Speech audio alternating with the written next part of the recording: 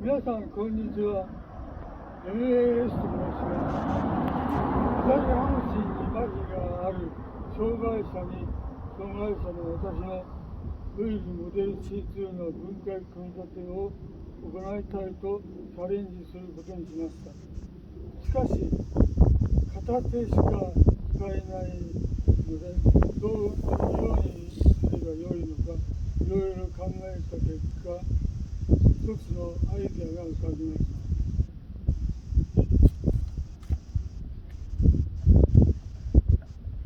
それがこの吸盤取っ手です。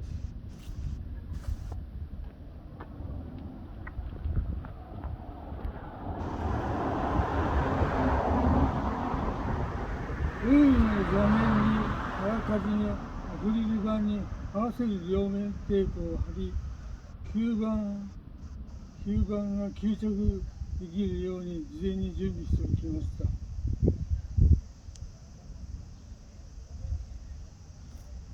それではちょっと分解してみます。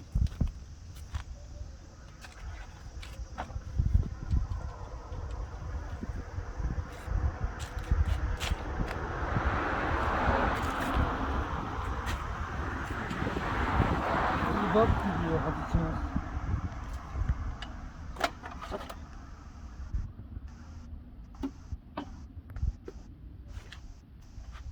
次に座面のクッションを外して、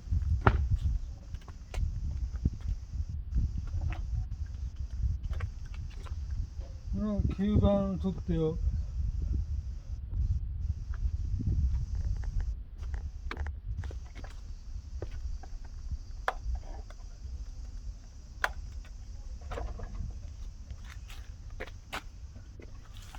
座面のロックを解除して、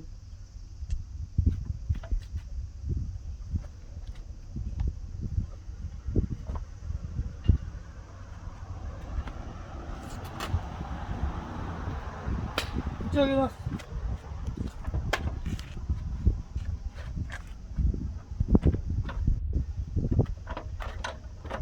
よし。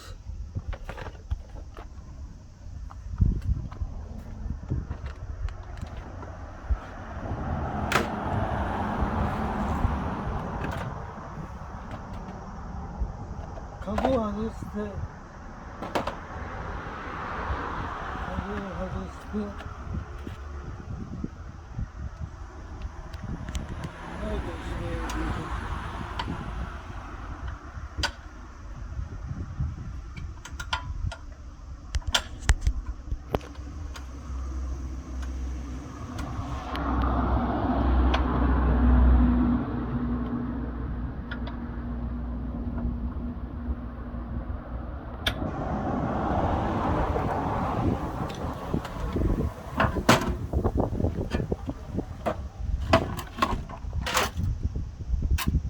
はい、これでオイルの分解が完了します。